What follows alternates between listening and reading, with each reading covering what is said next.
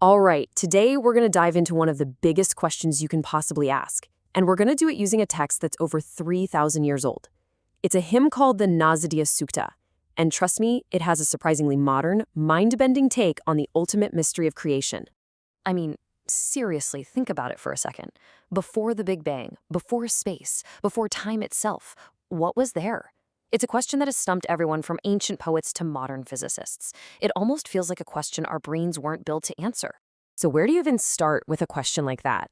Well, we're going to one of the oldest spiritual texts in the world, the Veda, specifically a hymn known as the Nasadiya Sukta. And what's so incredible about it is how it tackles this question, not with some simple myth, but with a radical honesty that feels like it could have been written yesterday. So what was it like back then, before the beginning? The hymn kicks things off by telling us what wasn't there.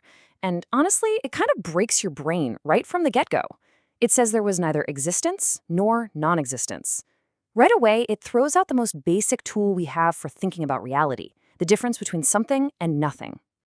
And it doesn't stop there. The hymn keeps going, saying there was no death, but there was also no immortality. All these concepts we use to define our entire world, life, death, being, they just didn't apply. It's describing a state that's beyond all the pairs of opposites, all the dualities we rely on to make sense of things. And yeah, you can forget about time, too. The hymn says there was no sign of night nor of day. Just try to wrap your head around that. A state with no markers, no features, nothing to separate one moment from the next, because, moments, as we understand them, simply didn't exist. You can almost feel the poet struggling with the limits of language here. Just listen to the words from the hymn itself. It's trying to paint a picture of something that has no features to paint. A reality beyond space, beyond the sky, a state beyond even being or not being.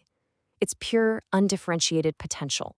Okay, so if you start with this absolute, featureless nothingness, how does anything begin? How does reality actually emerge from that?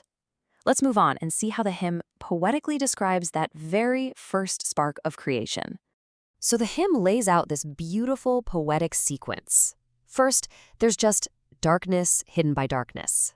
Then, out of that one arises, through some kind of energy or heat. But here's the crucial step, the real spark, desire. This desire, this primal urge, is called the very first seed of mind. It's the original creative impulse that got the whole cosmic engine started. So we have this elegant story, right? A neat progression from nothingness to desire to being. It feels like we're finally getting an answer. But just when you think you're on solid ground, bam, the poet completely pulls the rug out from under you. And this next part, this is what makes the Nasadiya Sukta so revolutionary, especially for its time. It tackles the role of the gods in creation head-on. And its conclusion is just, well, it's absolutely stunning. There it is. The hymn just flat out says the gods are a product of creation, not the source. They showed up after the universe was already here. Just think about how radical that is. In most creation stories, the gods are the ones doing all the work. Here, they're just as in the dark about the ultimate origin as we are. They were late to the party. So if even the gods don't know, who does? This question leads us into the hymn's final, breathtaking section. The poet has run out of authorities to ask, so they turn their gaze to the ultimate source itself and arrive at a place of profound, unsettling doubt. The entire tone just shifts.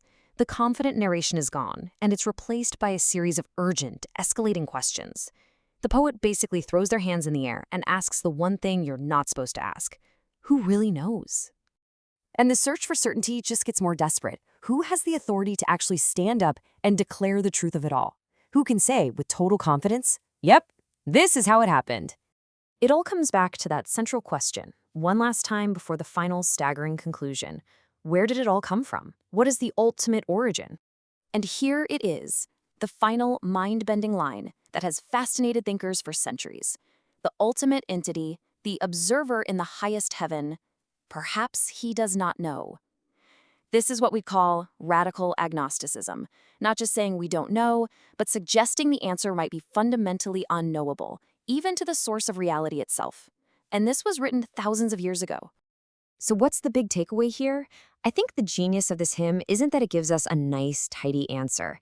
Its genius is that it has the courage to just celebrate the mystery itself, to suggest that embracing uncertainty isn't a failure, but actually a profound form of wisdom. And that leaves us with a final thought to mull over. The hymn seems to suggest that true understanding doesn't come from having all the answers, but from understanding the limits of our own knowledge. So maybe the greatest wisdom of all is knowing and being at peace with what you simply cannot know.